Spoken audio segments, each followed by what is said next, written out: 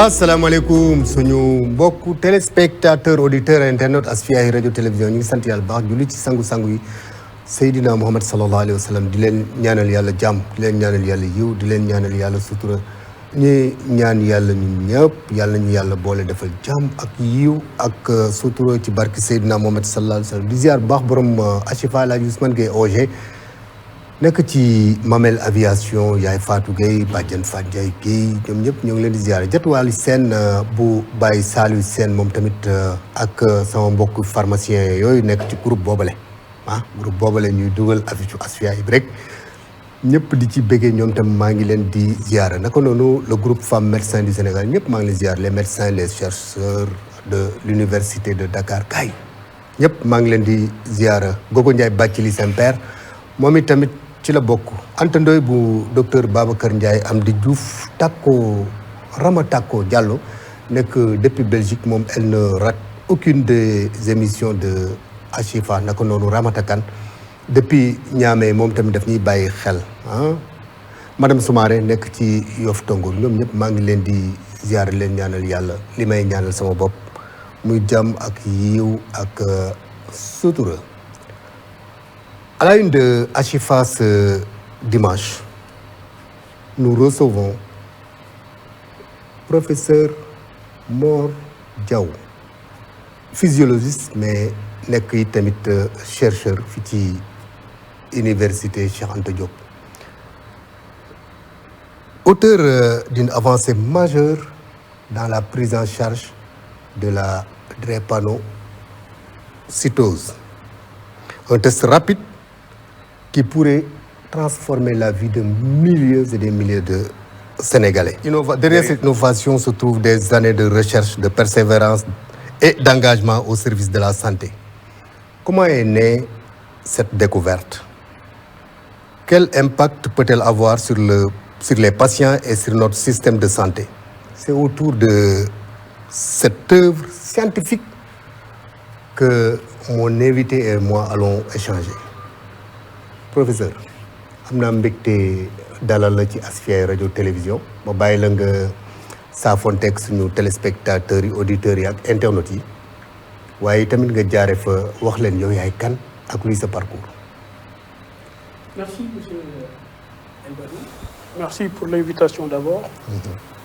Et je remercie encore une fois donc la télévision Asfiyahi donc de m'avoir accordé ce plateau-là pour discuter, comme vous l'avez dit, je peux dire d'un test de diagnostic rapide pour la drépanocytose. C'est kër la. Mais merci beaucoup. Ouais. Et avant cela, je voudrais également féliciter et remercier donc les téléspectateurs de Asfiyahi, mais également les auditeurs, les internautes, à travers aussi les réseaux sociaux, les internautes, ainsi de suite. Et vraiment, je suis très content et très ravi d'être avec vous aujourd'hui pour parler donc, de ce test-là. Merci beaucoup. Alors, le travail de chercheur. Mor est donc chercheur à l'université de Dakar, comme nous l'avons dit.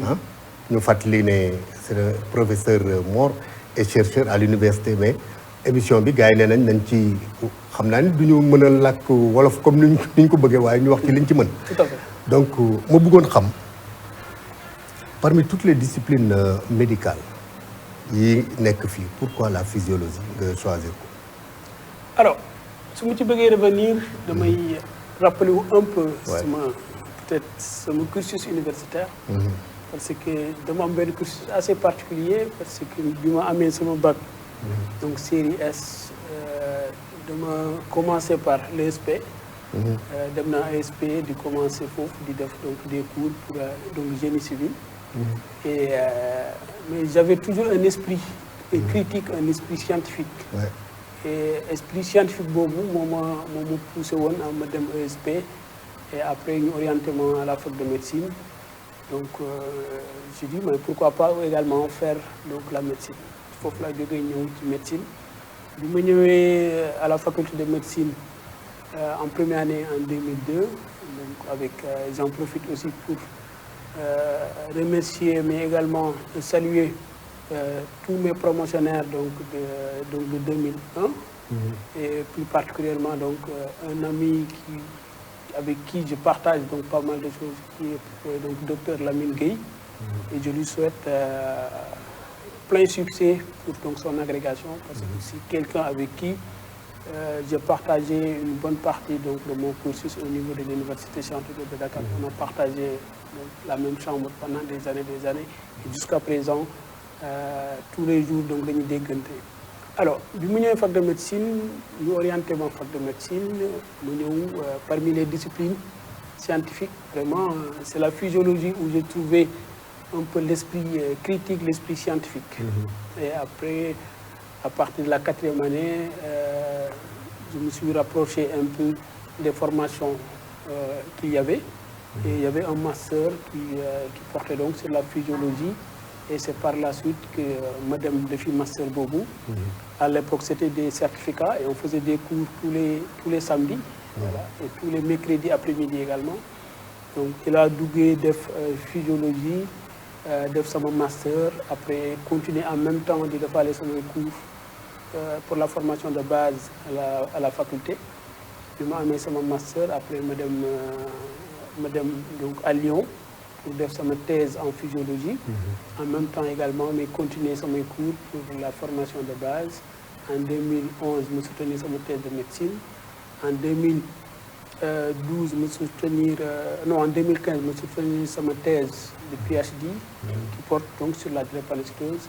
Donc c'est par là que vraiment le virus de la physiologie donc m'a infecté. Drépanocytose dans ce mbir là. Voilà, et puis c'est mon sujet de mémoire de master, ça portait sur la drépanocytose. C'est mon sujet de thèse aussi, ça portait donc sur la drépanocytose. Et c'est mon sujet de PhD également, c'est-à-dire de la thèse S-sciences en physiologie, ça portait également sur la drépanocytose. J'ai fait un postdoc également à Paris, aux États-Unis, mais toujours sur la drépanocytose. Sur la drépanocytose. Voilà. Magnifique. C'est comme ça. Magnifique. Des chercheurs qui cherchent, on en trouve. Des chercheurs qui trouvent, on en cherche. Votre travail illustre parfaitement donc cette citation du président Abdou Diouf. Bonne place la recherche scientifique universitaire am tay ci paj mi ak pajin mi. Pour moi, la recherche, c'est vraiment, j'allais dire, la boussole qui guide tout soin médical ou tout soin de façon globale, que ce soit médical ou chirurgical, ou ainsi de suite, même si on peut dire même les soins sociaux également. Tout doit être guidé par la recherche, parce que la recherche, c'est vraiment la boussole. ak nan la ñuy fajee ak aussi nan la ñuy diagnostiquer ak nan la ñuy prendre en charge donc les maladies. Pour moi, en tant que chercheur, je dis que la recherche elle est fondamentale pour un développement, mais également pour une bonne amélioration donc de la qualité de nos soins, de nos soins médicaux donc de façon globale. La recherche vraiment doit être au devant de toute chose. Ouais. Concrètement, à quoi ressemble le quotidien d'un chercheur à l'université ak noo mënee boole recherche ak laboratoire bi ak say activités alors compliqué. Oui, c'est compliqué, c'est pas compliqué. Il faut qu'il y ait d'abord la passion. Et c'est important. Tout ce que l'on fait dans la vie, pour moi, le plus unique qui def rek daf ci war a am benn passion. Et moi, en ce qui me concerne, je suis passionné par la recherche et nous sommes des enseignants-chercheurs. Donc à la fac de médecine, nous sommes des enseignants-chercheurs et en même temps des médecins. Donc on fait la recherche, on fait l'enseignement et également on délivre des soins ou bien on fait aide donc au diagnostic. Mais pour moi, ces trois parties, pour je peux dire pour chaque chercheur ou chaque enseignant, il y a une partie qui domine tout. Si je prends mon cas, moi c'est la recherche qui domine plus que les autres. Plus que les autres. Ouais, parce que pour moi, c'est fondamental. Voilà, l'esprit scientifique qui m'a animé, et c'est ça qui me pousse toujours à me questionner et à essayer de trouver des réponses à ces questions-là. Et comme on dit dans la recherche, une question trouvée, c'est une question qui s'ouvre. Voilà. Et depuis, je peux dire, depuis plus de 15 ans, j'ai toujours des questions et j'essaie de les répondre. Des questions que tu te poses. Exactement. Et que tu tentes de répondre, quoi. Et chaque fois que j'ai une réponse, ça s'ouvre également sur une nouvelle question. Et c'est ça le charme également de la recherche. C'est magnifique. Donc, pour le quotidien, ce que je peux dire, c'est que déjà, quand on fait la recherche, on a la passion. Donc, si on le matin, on savoir dem sur ce laboratoire. Parce que parfois, il nous arrive, même à la maison, en dormant, il nous arrive parfois, on a une question dans la nuit, à 4 h du matin, 5 h du matin, on a ce bout de papier, voilà, pour dire le matin très tôt, on creuser un peu une fois au bureau. Et donc, on a savoir dem vraiment finir liggéey. Et bon, faut demain également, pour nous quitter, en général, c'est tard.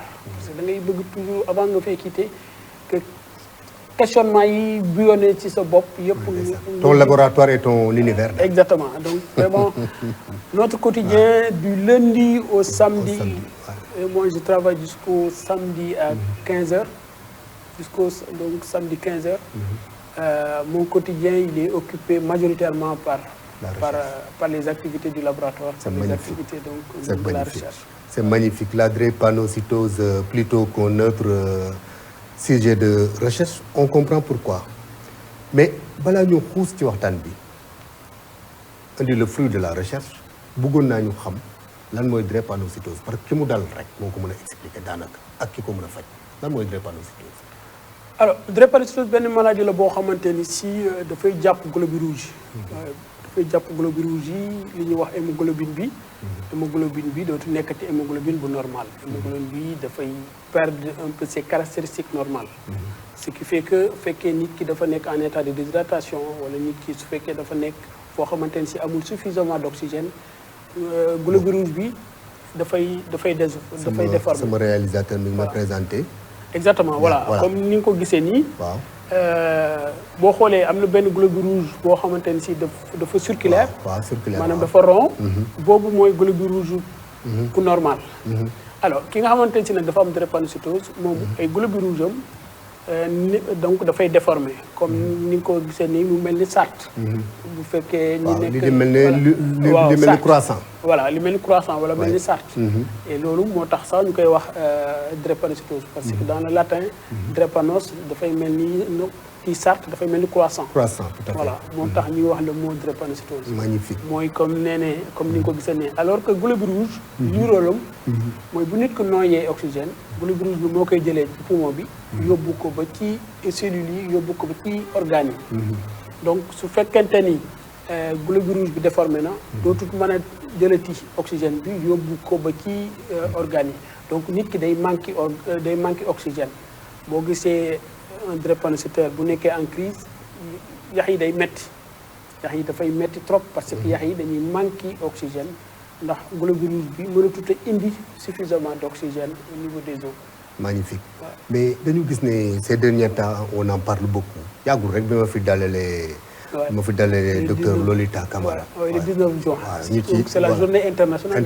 Voilà ñu ci doon waxtaan. Exactement. Mais pourquoi est-ce que la drépanocytose est devenue un enjeu de santé publique aussi important en Afrique de l'Ouest? waaw parce que maladie la boo xamante ni si ñi muy gën a laal mooy la population noire. Voilà wala ñi nga xamante ci dañu am d'origine noire. parce que d'après les recherches maladie la boo xamante ni si c'est une maladie de forme d'adaptation donc de l'espèce ou bien de la population noire. Voilà bu ñu ko mënee expliquer comme ça ce qui fait que donc population noire bi dafa ñoo am gène bi maanaam ñi nga xam dañu am gène bi dañ koy transmettre donc de génération en génération et que loolu moo waral tey ci suñu réew yi fii boo xoolee ñu bari dañ ko am mën naa ni hémoglobine S bi presque 10% de la population am nañ ko. donc te boo ko xasee ba am bu fekkee suñu contexte yi nga xamante ne si mënoo def greffe de moelle mënoo def donc la thérapie génique. mënoo def yenn traitement spécifique yi. pour vraiment éradiquer de façon définitive soo moytuwul avec la maladie drépanocytose da ngay continuer di jël say garab à vie. Voilà, ce qui fait que donc c'est un problème de santé publique et que complications yi dafa bari. Complications dafa bari comme ni ma la ko wane léegi ci organes yi. Bu dee organes yi dañoo manqué oxygène mën nañu arrêter de fonctionner bu dee ci cœur bi la wala ci rein bi wala ci xol bi wala ci bët yi wala ci tànk yi moo tax vraiment boo xoolee quelqu'un qui dafa am drépano le plus souvent bu suivre correctement traitement am rek mën na am ay complications yoo xamante ne si parfois mën na ko faat. voilà mën na ko faat surtout ci xale yi nag xale yi nga xamante ne si dañu am moins de 5 ans. mooy dëgëraguñ. Quels sont les principaux défis actuels du diagnostic fii ci dëndu Afrique bi. waaw effectivement cette question am na solo parce que boo xoolee dëndu Afrique bi mën naa ni ñu ngi wax l'Afrique subsaharienne wala Afrique de l'Ouest aussi de façon beaucoup plus spécifique mais de façon beaucoup plus particulière. En fait li tax ñu wax mën a wax nit ki ni am na drépano électrophorèse de l'hémoglobine la. ci sunu contexte bi am na ay chromatographie la méthode de chromatographie mais yooyu c'est pour des structures les plus sophistiquées les plus équipées ñoo ko am. donc ñun fii essentiellement daal méthode bi ñu gën a utiliser. électrophorèse de l'hémoglobine la. te électrophorèse de l'hémoglobine boobu aussi boo xoolee hôpitaux yi am niveau yenn yi ñoo ko am. c'est pas que ni da ngay génn rek dem ci centre de santé bi trouver fa électrophorèse déedéet. bii mooy électrophorèse. voilà lii par exemple tube bu électrophorèse la voilà comme ni mu ko wanee nii. lii tube bi ngay jël. léegi nga dem dugal ko ci benn machine. pour mu xoolal la ndax nit ki am na drépano ak ban forme la am est-ce que forme homozygote bi li ñuy wax forme SS. wala les formes hétérozygotes mooy AS yeeg SC yeeg ou bien S bêta yi. wala nit ki amul du tout donc la drépanocytose. donc sang bi leen di jël yóbbu ci benn machine bu ñuy wax électrophorèse. ci électrophorèse boobu donc la ñu mën a déterminer ndax nit ki xam na ko wala amu ko. xoolee hôpitaux yu ko am Dakar bari wuñu déjà hôpitaux yu ko am Dakar bari wuñu ci privé bi également structure yu ko am donc bari wuñu kon boo génnee dem ci région yeeg ak ci. centre de santé à la périphérie. loolu moom voilà foofu ñu fay wax. c'est magnifique. voilà mais nooy xayma l'impact de diagnostic tardif sur la survie et la qualité de vie de l'enfant. waaw xam nga comme ni ma la ko waxee nii fekkente ni drépanocytose maladie bu ñuy boo xamante ni nit ki day am gène bi mu transmettre ko ay doomam. ensuite doom yi aussi bu ñu amee ay doom ñu transmettre ko ñoom itam seen i doom ainsi de suite. ça veut dire que nit ki su ko joxee doomam. bu fekkente ni ki ñu jox gène bi moom deful ay test pour xam que ni am na drépano wala déet. mais bu toogee ci kër ga rek wala dem di liggéey wala ki yooyu fàttee dem ñu diagnostic ko wala bëgg ko moom mën naa dem ba complications yi commencé di installé wu. et su boobaa bu complications yi commencé di installé wu su boobaa complications yi mën na koo faat wala mu indil ko ay gàllankoor. mën naa nekk ay gàllankooru koo xamante ne mën naa dem ba yax yi daf koy jàpp. li ñu tuddee ostéonécrose de la tête fémorale ça veut dire que mooy tànk bi. waaw day dem boppu yax bi day dem ba nga xam ne day nëb. complètement ndax amul oxygène mu dem ba nëb. mu nga xamante ni si parfois même kenn du ko mën a dagg wala ki ay prothèses lañ koy defal. ñenn ñi kenn du leen mën a defal ay prothèses même dañ leen di bàyyi noonu donc ak kii bi mën na jàpp yeneen i yàq ainsi de suite. mën na jàpp aussi rein yi. dafa metti trop donc nit ki bu teelee diagnostiqué wu. day tax ñu mën koo teel a jël en charge. bu teelut a diagnostiqué wu day tax kenn du ko mën a teel a jël en charge. te bu ñu la teelut a mën a jël en charge. complications yi day ñëw. te su complications yi bu ñëwee. boo moytuwul sa fan dañ koy. c'est limité. voilà c'est limité. c'est magnifique léegi dañu ñëw ci la star le fruit de la découverte ah nu mu tudd. le test de diagnostic rapide oui le test de diagnostic rapide. waaw donc test bi pour moi ñu ngi ko pour le moment. découvrir nañ ko. def nañ ci ay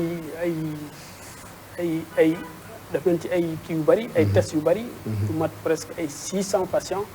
et donc bi ñu ko comparé ak électrophorèse bi on a 100% donc de concordance la spécificité également est de 100%, la sensibilité par rapport à l'hémoglobine S est également à 100%. On a une bonne concordance également par rapport au résultat donc électrophorèse bi bu ñu ko comparé ak suñu ak suñu test bi. amagul tur. amagul tur mais danañ ko tudd. danañ ko tudd. voilà danañ ko tudd. voilà léegi dañu koy présenter xam naa ni notre réalisateur va nous amener au studio au laboratoire que dis-je au laboratoire ñu seetaan la manipulation ñu dellu si ñu commenter ko. waaw dafa mel ni. waaw comme li ngay gis nii mooy. mooy test bi. gis nga kee la mu yor ne. mooy solution buffer bi. léegi li mu koy dugal nii mooy tube bi donc li gis nga ko ne. ci biir tube bi dafa am benn réactif. waaw réactif bi ñun ñoo koy créer au labo. ñun ñoo koy créer au labo ñun ñooy def également solution buffer bi ñun ñoo koy créer au labo. donc bu ñu ko créer ba pare léegi def ko ci tube yi. voilà comme ni nga ko gisee nii léegi daf koy teg noonu après day jël sang bi. léegi dugal ko ci biir tube bi ak liquide bi. sang bi lay jël noonu. voilà sang bi lay jël na le. waaw gis nga ko léegi day jël sang bi. après bu jëlee sang bi da koy dugal ci donc ci tube bi. waaw voilà comme ni nga koy gisee noonu. ok sang bi lay jël noonu. voilà sang bi lay jël. mu ngi koy dugal ci biir liquide boobu liquide bi aussi ñun ñoo koy préparé. réactif bi ci biir aussi ñun ñoo ko préparé. yooyu yaa préparé lépp. lépp ñun ñoo ko préparé. ok. après léegi bu defee loolu. ndax gis nga da ngay yëngal tuuti. après daf koy teg pendant 5 minutes. pendant 5 minutes. waay léegi bu tegee pendant 5 minutes day jël benn filtre bu ndaw benn papier. ak benn pot léegi day filtrer lépp. comme mélange bi daf koy filtrer. et en fonction de la couleur. du liquide dinañu ñëw ci du liquide filtré. waaw on peut dire que si le patient il a la forme SS. ou bien s'il a les formes hétérozygotes ou bien si la personne n'a pas du tout donc la drépanocytose. C'est magnifique. Notre réalisateur va nous amener fi mu koy filtrer avec le résultat que ñoom seen mi ngi ci mais bëggoon naa xam en attendant sur quel principe scientifique repose ce test. Principe bi c'est d'abord on est en train de déposer ce qu'on appelle le brevet et on l'a déjà déposé au niveau de l'UCAD, au niveau et j'en profite également pour remercier vivement le recteur, remercier également le vice-recteur et le directeur de la recherche, mais également remercier donc Madame Nia, la responsable de la propriété intellectuelle de l'Université Cheikh Anta Diop, mais également remercier notre doyen, donc le professeur Bara Ndiaye, le doyen de la faculté de médecine, remercier aussi donc professeur Ablaye Ba qui est le chef de service ñun suñu service ñun fi ñu nekk moom mooy chef de service bi. Donc le principe c'est il y a deux principes. On a utilisé un principe donc de solubilité. Il y a le principe donc de solubilité, mais également il y a le principe donc de la déformation sur la falsification donc des globules. Mais bëgguñu ci sori trop parce que dafa am loo xamante ne si bu mu ci soree trop nit ki mën na ko kii alors que déposé gu ñu wala ñi ngi commencé di déposer les documents pour la propriété intellectuelle. Magnifique. Donc voilà donc yegg si nañ ci comme na nga ko gisee filtre bi. dafa mel ni filtre bi mooy lii mel ne kopp. voilà kopp AGT yooyu filtre bi mooy papier bi rek. voilà filtre bi tamit fu muy jógee. filtre bi donc ñun ñoo koy jënd. waaw voilà benn filtre spécifique la. waaw li mel ne tame. voilà lu mel ni tame. waaw gis nga ko mi ngi filtré wu. léegi bu filtré wu gis nga liquide bee di ñëw ne. en fonction de la couleur. su fekkente ni nit ki dafa am. li mu defoon ci tube bi loolu la sotti ci filtre bi. loolu la sotti ci filtre bi. d'accord léegi su fekkee dafa am SS. les gis nga gouttes yee di tax ku ne. waaw lépp dafay wax tal. d'accord bu dee dafa am les formes hétérozygotes dafay rose. bu dee koo xamante ni si nag dafa am AA ça veut dire que koo xam amul drépanocytose. lépp li filtré wu day rouge. lépp dafay rouge. donc au bout de 5 minutes 10 minutes on peut faire donc le test. et on peut dire si la personne a la forme SS ou bien les formes hétérozygotes. voilà magnifique. voilà dafa mel comme ni nga koy gisee ni test yu ñu def ba pare la. voilà yii lu ñu def ba pare la. kii par bii ban la exemple kii forme hétérozygote la. kii forme hétérozygote la. voilà. donc hétérozygote mooy ban. mooy bii mooy comme AS yi. AS voilà voilà comme yi AS. waaw voilà mooy yooyu li mu def ba pare la. voilà on va suivre le processus. voilà ah loolu daf ñuy neex ñu koy commenter. parce que tey moom dafa mel ni suñu réalisateur daf ñu dugal laboratoire. voilà gis nga ko voilà léegi. waaw donc bande bi aussi ñun ñoo ko créé. bande yee ngay gis ne léegi. liquide bi donc moom ngay jël rek. après nga comparé ko ci bande yi. voilà gis nga bande ba mu nekk. kii SS la. SS voilà kii SS la parce que mi ngi nekk ci deuxième bande bi bu ñu jógee gauche. à partir de la gauche. voilà donc catégorie bu nekk. dafa am 2 bandes. et que bu ñu jógee droite jëm gauche. plus ñuy jëm gauche plus l'hémoglobine S dans le sang est élevé. c'est magnifique. voilà ba tey ñaar yi dafa mel ni ñoom ñaar ñoo niroo. voilà ñoom ñaar yooyu ñoo niroo. exactement léegi après bu jëlee benn AA peut-être. bi mooy AA. xaaral ñu xool voilà benn AA voilà gis nga ko. waaw gis nga ñaar yi dend. voilà complètement à droite. ñoom ay AA la. ay AA la waaw mooy que ni. nit ki amul drépanocytose. mooy nit ki amul drépanocytose. voilà mooy nit ki amul drépanocytose. ba tey test baa nga ca biir tame ba ñoo ngi koy xaar mu pare. exactement mais yaa ngi doon wax ni 5 minutes 10 minutes entre 5 minutes 10 minutes nit ki mën na ci def testam. waaw.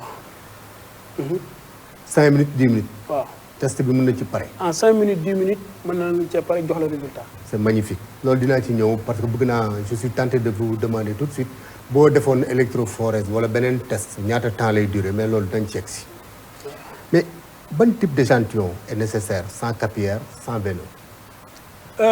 bi yëpp mën na nekk sans prélèvement capillaire sans veineux sans artère l'essentiel mooy moom na nekk sang avec donc des globules rouges.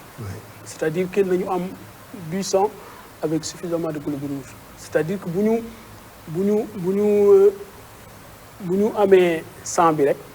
avec des globules rouges ñun mën na laa defal test. magnifique que ça soit le prélèvement capillaire prélèvement veineux ou le prélèvement artériel. magnifique man mii yëgu moom mosuma sentir ne am naa drépanocytose mais tey wala koo xam ne nii xale bi ñu xam ne mosul xamuñu ne am na drépanocytose est-ce que kooku bu defee test bi mën nañ ci ràññee am na ko wala am ko. waaw mën nañ ko. mën nañ ko c'est bien possible. oui c'est bien possible. magnifique kon daal c'est que amul ci ne test bu performant la. boo ko doon comparé ak méthode yi fi ne. méthode yi fi fekk comparaison bi lan lay doon. waaw bu ñu ko doon comparé ak électrophorèse. par rapport ak comme ni ma wax léegi la précision.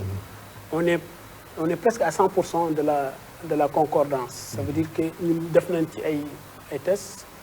on a pris presque ay 250 300 patients SS voire même donc 600. ñu comparé ñu def électrophorèse après ñu def test bi. mais bi ñu comparé on a une concordance presque de 100%. donc ça veut dire que ñu nag électrophorèse sorewul pour le moment mën nañ ni ñun on est voilà ñoo tolloo voilà donc ñoo tolloo donc pour le moment sauf que électrophorèse mën naa déterminer les formes hétérozygotes c'est-à-dire entre AS SC S bêta électrophorèse moom mën na ko génne ñun suñu bos yooyu yëpp dafay génn ci même bande donc ci même bande mais par rapport ak la forme SS ak la forme AA c'est-à-dire que si la personne n'a pas la drépano ñun ak électrophorèse on est à 100%. magnifique loolu ñuy wax léegi beneen comparaison bi également bi nga xamante ne si bëggoon naa ko def mooy par rapport au coût. dinaa ci ñëw. waaw au coût dinaa ci ñëw maa ngi étape par étape laa koy def. d'accord ndànk bëggoon naa xam la durée. mais nee nga 5 minutes 10 minutes. électrophorèse boo ko defoon. waaw électrophorèse il faut calculer peut-être 1 heure 2 heures. 1 heure 2 heures nga am ces résultats waaye. parce qu'il y a un long processus à faire. c'est magnifique boo ñu doon wax la fiabilité de ce test. loolu ñuy wax peut-il arriver que mu ñëw génne ñu def ko ba pare mu génne un faux positif wala ñu def ko mu génne un faux négatif loolu mën na nekk. pour le moment yi ñu defaguñ yëpp amaguñ ko. donc ou bien day génn positif wala mu génn négatif. voilà amaguñ des faux positifs amaguñ des faux donc des faux négatifs ce qui fait que bi ñu ko comparé avec électrophorèse on a 100% de spécificité on a 100% de sensibilité. bu ñu calculer ce qu'on appelle la coefficient de Cohen c'est un peu technique, mais, ouais, voilà. mais Le coefficient de Cohen qui représente un peu la concordance, on a une concordance à 100%, donc à 100% entre électrophorèse et donc notre test. C'est magnifique. Test bi ndax mën nañu ko déployer dans les contextes à faibles ressources lu ci mel ni les zones rurales wala les structures de santé moins équipées parce que man nag xam nga la santé des populations. waaw effectivement wax nga dëgg parce que loolu sax mooy notion test en fait loolu mooy objectif test diagnostic rapide. boo gisee ñu l'OMS di recommander même pour certaines maladies comme ay paludisme comme ay drépanocytose que nit ñi ñuy développer ay tests de diagnostic rapide pour que ñu mën ko déployer au niveau des régions périphériques ndax li mu la ko waxoon comme sànq ci électrophorèse c'est la méthode de référence ça moom du ma ko nii c'est la méthode de référence moo gën a kii sama bos ainsi de suite sax moom aw moo ci sikk sàkk maintenant su fekkente ne nag ñi nekk ci région yi mënuñu am électrophorèse bii mën na ñëw pour suppléer gap boobu looloo tax les tests de diagnostic rapide dañuy ñëw pour suppléer fi nga xamante ne si amul électrophorèse et si su ma jëlee Sénégal par exemple il y a beaucoup de régions où il n'y a pas d'électrophorèse waxuma la ay villages des régions laa la wax donc boo ñëwee ci département yi aussi il y a des départements pratiquement il n'y a pas d'électrophorèse nga wàccaat encore dans les communes les plus reculées il n'y a pas d'électrophorèse. Dans les villages, il n'y a pas d'électrophorèse. Il y a des centres de santé, il y a des postes de santé. Il n'y a pas du tout d'électrophorèse. Donc, ces tests-là, on déploie dans ces localités-là. Pour moi, c'est quelque chose qui est assez important dans la prise en charge de la drépanocytose. L'électrophorèse peut fonctionner sans électricité? Électrophorèse, non. Électrophorèse, il faut avoir l'électricité. Effectivement, électrophorèse, il faut avoir l'électricité. Bien. Par contre, nous, sur boss, il n'y a pas d'équipement spécifique. Tu n'as pas besoin d'électricité, tu n'as pas besoin de lourd matériel de laboratoire. Non, non, non, non. Mën nga ñëw sax yow ci sa bureau nga ubbi sa kit def sa test. Il suffit que nga am sang bi rek. am tube bi am solution buffer bi am kii bi filtre bi. et ñun loolu lépp mën nañ la ko livrer. À partir de là nga mën a def kii sa test sans électricité sans beaucoup de matériel de laboratoire. C'est magnifique. Prof test bi nag moom bon sincèrement pour dire la vérité man séduire na ma et dañ la war a delloo njukkal mooy ne la jaajëf te fi jaajëf bi di ñëwee sax foofu yeggaguñ fa parce que on n'a pas encore defaguñu coup waxaguñ ci coup bi te loolu c'est important. test bii man li ma wóor ba wóor mooy yi mu fi fekk damay ragal gars yi commencé wax naan test yeewoon mais laaj na quand même ki koy manipuler ñu xam kan la ak naka lañ ko war a former pour bu yeggee ci àll beeg même fii. non test bi c'est tellement simple d'utilisation c'est-à-dire l'utilisation bi est tellement simple. parce que 3 étapes la comme ni nga ko gisee léegi 3 étapes la 3 étapes la. da ngay jël tube bi nga xamante ne si ñun ñoo la koy livrer avec les réactifs à l'intérieur. nga jël solution bi dugal ci solution bi ñoo la koy livrer nga jël solution bi dugal ci après nga jël sang bi 65 microlitres. dafa mel ni suñu test bi pare na. léegi nga jël 65 microlitres bi. waaw léegi def ci. waaw après boo ci defee. waaw léegi li nga am mélange bi nga am nga toog 5 minutes après loolu ngay jël. dugalal ci bi comme ni mu defoon sànq rek. comme ni mu defoon donc 3 étapes la. benn étape bi. da ngay jël tube bi ak solution bi dugal. boole ba mu am benn trait et trait bi ñun ñoo koy déterminer. loolu 5 minutes. non. waay même pas lépp mooy 5 minutes. lépp mooy 5 minutes. lépp mooy 5 minutes. waay tout à fait. da ngay jël tube bi. nga jël solution bi. solution buffer bi mooy solution bi nga xam ne maa koy préparé. nga dugal ko ci biir. nga jël 65 microlitres de sang. dugal ko ci biir. nga xaar 5 minutes bu 5 minutes yi jeexee nga jël tube mélange bi nga am néew. nga sotti ko ci filtre bi. pour recueillir le liquide en bas. boo recueillir liquide en bas bi couleur liquide bi en fonction couleur bi si c'est tout clair. Ouais. C'est un SS. Comme il va nous le montrer tout de suite defe naa test bi ñu doon xaar pare na. Notre réalisateur. voilà ok mi ngi nii pare na voilà liquide beeg muy wàcce ne. waaw. bu fekkee ne liquide bi wàcc.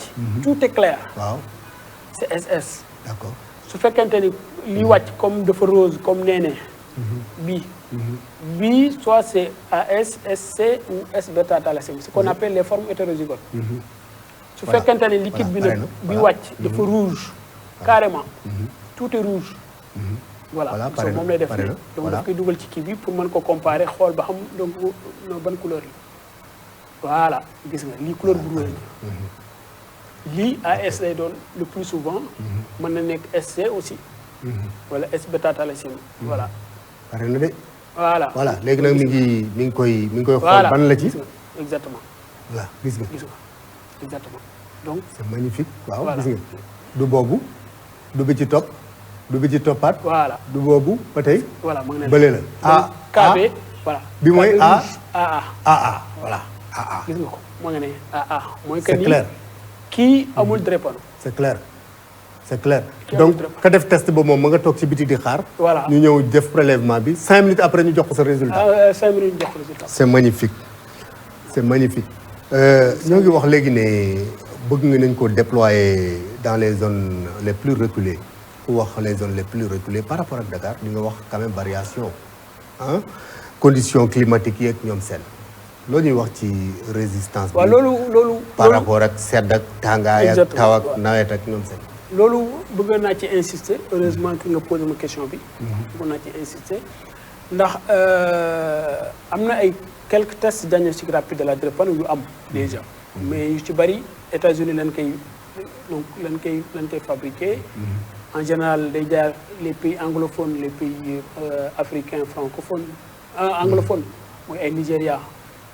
mais chaîne bi parfois mën na am rupture bu yàgg du am ainsi de suite mën naa ci citer ay yu bari. mais ñooñu seen test c'est que bu ñëwee Afrique parfois seen efficacité dafay wàññeeku. ndax tàngoor bi comme tàng Afrique. tout à fait ak humidité bi. day tax ba test yooyu seen efficacité donc dafay wàññeeku. par contre ñun suñu test. comme ni nga ko gisee nii tube bi mën nañ ko bàyyi nii à l'air libre. pendant 2 ans. du def dara. solution bi soo ko préparé mën nga cee travailler pendant 1 an du def dara. est-ce que. donc test la boo xamante ne aussi ça résiste le test résiste. aux conditions climatiques. Tout à fait. donc kii de l'Afrique. magnifique léegi wax nañ ci temps bi ñu gis ne réduire na.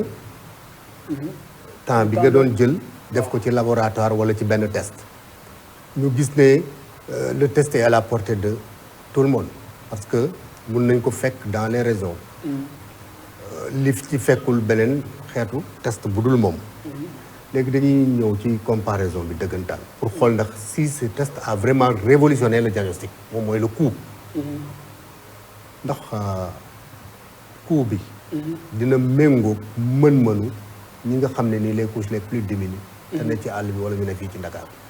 waaw effectivement parce que bu ñu jëlee électrophorèse par exemple le cas de l'électrophorèse dans les structures équipées où il y a de l'électrophorèse pour faire un test d'électrophorèse il faut calculer entre 15 000 10 000. voilà dans les privés 15 000 10 000 dans les privés ça peut aller jusqu'à 25 000. voilà. et que ñun suñu test bi ñu ko évaluer li ñu ci def lépp ci réactif beeg tube beeg ak temps bi ngay jël pour préparer ko kii yooyu yëpp ñu ko évaluer mën na coûter entre 4 000 6 000. voilà entre 4 000 6 000. donc mën nañ ko jaayee et mën na gën a wàcc sax même. su fekkente ni vraiment lépp luñ ci bëgg ñu ngi ko ci. man dama bëgg mu ñëw ba 3500. waaw mën na nekk aussi. waaw man dama bëgg. non mën na man dama bëgg mu ñëw ba 3500. mën na nekk drastiquement. mën na nekk aussi mën na nekk mu gën a wàcc sax. mu gën a ba 2000. mu gën a wàcc comme ça ñëpp mën cee mën ko accéder et puis ñëpp mën cee am. c'est magnifique comme ni nga ko waxee sànq. les gens qui sont dans les régions dans les périphéries. effectivement ce sont des gens qui ne sont pas assez aisés. et donc occasion la pour ñoom aussi ñu mën a. C'est magnifique. Là, on assiste vraiment à la révolution du diagnostic de la drépanocytose. Mais, ku def lu mel ni war ci mën a liggéey ak ay partenaires. ci mel ni la tutelle ministère de la santé ak les partenaires internationaux. yaa ngi ciy xalaat. waaw ñu ngi ciy xalaat vraiment ñu ngi ciy xalaat di bëgg di ci invité peut-être le ministre de la santé bu ñu ci mënee dimbali wala bu ñu ci mënee accompagner déjà accompagnement bi au niveau de l'université vraiment c'est l'occasion également me remercier waat leen parce que le recteur encore une fois donc professeur Kandji vraiment def na ci lépp lu mu ci mën tey tout le temps daf may woo di ci waxtaan ak les directeurs de la recherche ñu may defal ay comptes rendus le vice-recteur aussi de la recherche également le doyen aussi de la fac de médecine vraiment à l'université moom je peux dire que ni ñoom ñëpp mobiliser wu nañ pour test bi ñu gën koo valoriser gën koo jox gëdd et que ñu xam ni effectivement comme ñu ko yàgg xamee université aussi ay nit ñu liggéeykat ña nga fa ay nit ñoo xamante ne si aussi am nañ ay valeurs et que l'université bu ñu ko joxee tous les moyens qu'il faut je pense que dana gën a mën a contribuer au développement donc de ce pays. Du côté maintenant du ministère de la Santé, c'est l'occasion pour le ministère de la Santé donc docteur Ibrahima Sy ñu ngi lay seetaan waxal ak moom da ngay xool caméra bi xoolal caméra bi nga wax ak moom. oui donc docteur Ibrahima bon monsieur le ministre voilà monsieur le ministre docteur Ibrahima Sy je pense que message bi yow laa koy lancé vraiment on a mis en place un test de diagnostic rapide pour la drépanocytose qui est très accessible et que bu ñu ci mënee peut-être collaborer wala jëm cee travailler pour jéem a xool nan lañ ko mën a valoriser et mettre ko en place au niveau des structures les plus périphériques du pays donc ne serait-ce que pour améliorer la prise en charge mais également rendre donc le diagnostic beaucoup plus précoce pour pouvoir éviter les complications donc de la drépanocytose. Donc monsieur le ministre encore une fois donc nous sommes très disponibles donc pour vous présenter ce test et éventuellement collaborer avec vous. Magnifique. Mais xanaa xel nag mën naa dal ci mortalité infantile liée à la drépanocytose léegi ndeete xale yooyu la di amee drépanocytose léegi moom xel mën na cee dal. waaw xale yi wax dëgg yàlla bu ñu fekkente ni moom diagnostic bi def nañ ko tôt. vraiment loolu mën na réduire considérablement donc la mortalité infantile liée à la drépanocytose. Oui. Donc vraiment dañuy profiter ci occasion bi aussi di wax tous les parents ñi nga xamante ni si am nañ hémoglobine S bi ñoom xam nañ li may wax ñu profiter ci chaque fois que bu ñu amee doom ñu jéem a def donc le diagnostic ou bien le test donc pour voir est-ce que xale bi am na hémoglobine bi bu ko amee ban forme la et ainsi de suite pour que ñu mën a très tôt instaurer un traitement et il y a des pédiatres donc à l'occurrence donc professeur Indou Deme bi nekk Albert Royer qui est en train de faire un travail excellent donc un excellent travail pour la prise en charge des enfants qui souffrent de la drépanocytose au niveau donc d'Albert Royer moom vraiment mi ngi ciy def également ay jéego yu mat sëkk donc bu ñu defee diagnostic bi tôt je suis sûr qu'avec la prise en charge avec l'équipe de professeur Indou mais également l'équipe de professeur Ibrahima Diagne bi nekk Saint-Louis on peut améliorer donc la prise en charge donc des enfants qui souffrent de la drépanocytose. Mais yaa ngi wax diagnostic bu teel mais est-ce que mënuñu envisager un dépistage systématique dès la naissance? Oui, c'est possible. Test bi disponible dans les au niveau des maternités. Non, c'est possible. Si c'est vraiment il y a un accompagnement du gouvernement, un accompagnement du ministre de la Santé.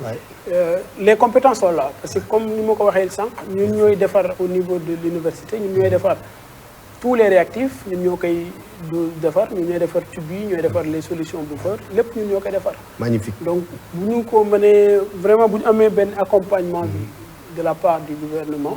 On peut déployer donc ces tests-là un peu partout dans les structures, donc dans les structures donc de santé au niveau du pays, afin que chaque fois qu'il y a un nouveau-né, et puis nous aller donc au dépistage donc systématique, comme nous suggéré tout à l'heure. Oui, mais naka la ñuy taxawee pour intégrer ko ci biir stratégie globale de la prise en charge de la maladie? Loolu vraiment c'est un point qui est très important et un point boo xamante ni si ça nécessite la collaboration avec le ministère de la Santé. Mais toujours est-il que ñun on est très disponible à travailler avec le ministère de la Santé pour que ñu mën ko intégrer dans la politique générale donc de la lutte contre donc la drépanocytose parce que le diagnostic fait partie de la prise en charge. c'est la première étape. Ouais. Voilà. Il faut que vraiment que le diagnostic soit posé pour que maintenant nous puissions instaurer un traitement, et ainsi de suite. Donc, si on parvient à diagnostiquer très tôt la maladie dans les points les plus reculés du pays, donc ça va faciliter le traitement et ça va faciliter donc la prise en charge et ça va éviter considérablement la survenue des complications. Magnifique. Prof, bon changement bu considérable nag. Comment? Bon changement bu considérable nga gis ne ak li fi waxtaanee yëpp test bi indi na ko ci famille concernée yi. Alors, li mu fi indi d'abord mooy l'accès ou bien l'accessibilité. Ouais. Ça veut dire que avec ce test, le diagnostic peut être très accessible à la périphérie. Bien sûr. Beneen point bi également mooy La rapidité. Le coût. Le coût, ouais. Ouais, le coût. Et vraiment, nous sommes, je suis obligé de le dire, mais nous sommes un pays sous-développé. Pas un pays, on tend vers le développement et on espère que d'ici quelques années, on sera un pays développé. Voilà. Mais pour le moment, on est un pays avec des revenus limités. Tout à fait. Donc, les populations sénégalaises n'ont pas suffisamment de moyens financiers pour payer chaque fois une électrophorèse à 15 000 ou bien parfois à 20 000 dans les hôpitaux, ainsi de suite. Donc, vous amenez ici à 3 000 ou bien à 4 000, au maximum 6 000 pour se faire dépister. Pour moi, c'est quelque chose qui est révolutionnaire. Et le plus important dans tout ça également, c'est que tout est produit par nous-mêmes au niveau de la faculté de médecine. Et ça vraiment... Du test bu ñu yóbbu France wala yóbbu Belgique wala non, fii lañ koy defaree. non, fii lañ koy defaree. Tey jii nii may wax ak yow nii tey par exemple bu ma ministère de la santé ni woon Mor est-ce que mën nga maa defal 10 000 tests. mën naa ko defal 10 000 tests. 10 000 tests. waaw magnifique magnifique. Ëllëgu test bi ndax mën na ko fekk ci pharmacie yi. waaw loolu nag ñu ngi ciy travailler effectivement avec l'université, avec des collègues de l'université. Plus particulièrement avec le professeur Dramé de fac de sciences, et j'en profite l'occasion aussi pour magnifier notre collaboration parce que depuis quelques années on travaille sur des projets pour modéliser vraiment nos résultats. Mais aussi remercier donc Dr Ahmed Bey qui est vraiment la cheville ouvrière donc de cette modélisation parce que dañ ko bëgg a def sous forme de kit industrialisé avec un emballage, avec une marque, un logo, et ainsi de suite. Ça également, même qui travaille avec le professeur Fadel Kébé, qui est également quelqu'un qui est très futé, très raffiné en ce qui concerne la présentation pour un logo, pour une marque, pour di ko ventiler dans les pharmacies. Ku ne jàkk xam ne bii la. Voilà, ku ko jàkk xam ne bii la. Et puis on va mettre aussi le nom du Sénégal, ou bien un logo purement sénégalais, ce qui fait que c'est un produit qui est purement sénégalais. Et à partir de là, ñu ventiler ko dans les pharmacies. Ku ko soxla jërul ngay dem ci centre de santé wala ki mën nga dem ci pharmacie bi. C'est magnifique. jaay ma ñu jaay la voilà nga def ko. C'est magnifique. Boo doon joxe benn message jëm ci décideurs yi. Concernant la lutte contre la drépanocytose message bi lan lay doon. Alors li ma ci mën a wax c'est que d'abord c'est une maladie en fait qui constitue véritablement un problème de santé publique. Parce que maladie boo xamante ni si boo xoolee ci population boo jëlee 10 Sénégalais kenn au moins am na hémoglobine S bi ñu doon wax sànq. Kon boo ko multiplié par la population générale, c'est quelque chose qui est importante. Mais ces 10%-là, il est sous-estimé.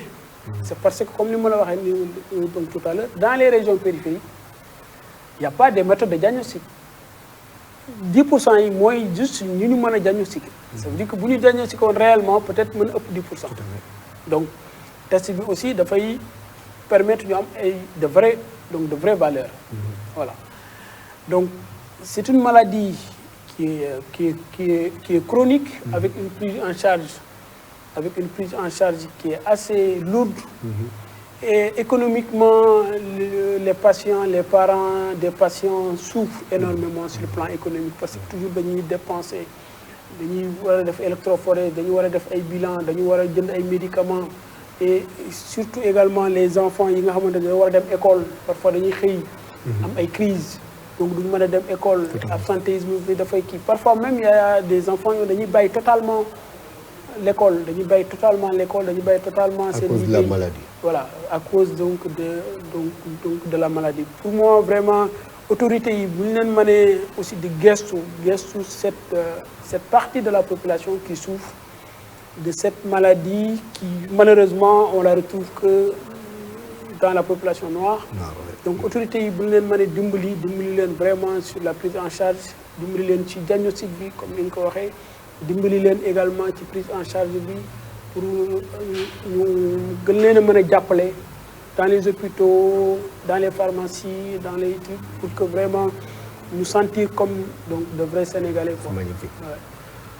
sa kàddu gu jóg jëm ci sa kàddu gu mujj jëm ci tes collaborateurs ak collègues yeeg ñoom seen surtout taabal ja fële ca waaja nu mu tudd. Diabaté waay.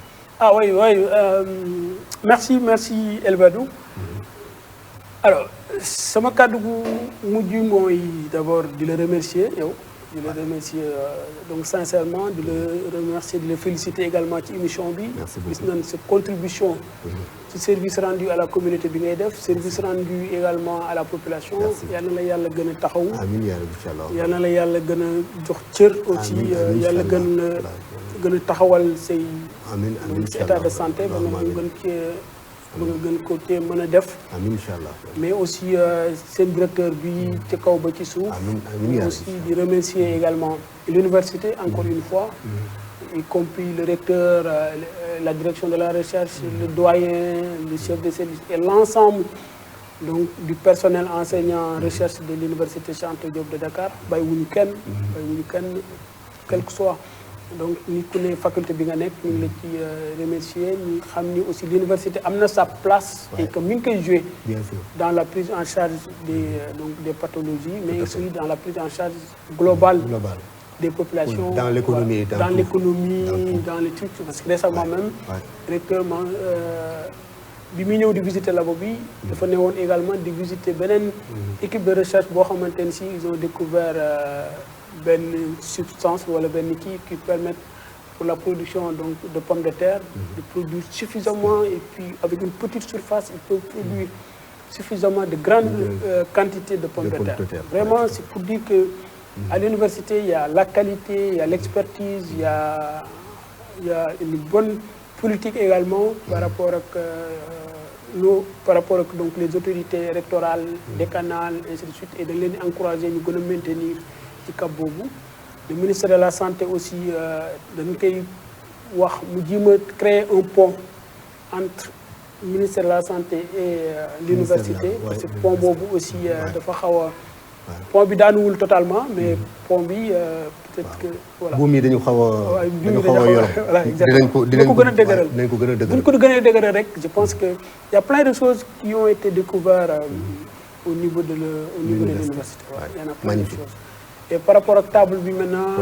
table Diabaté. on remercie monsieur Diabaté. parce que lui aussi tous les jours de 13h30 jusqu'à 14h. jusqu'à 14h ñu ngi foofu am nañ fa suñu table bu ñu réserver donc c'est l'occasion aussi.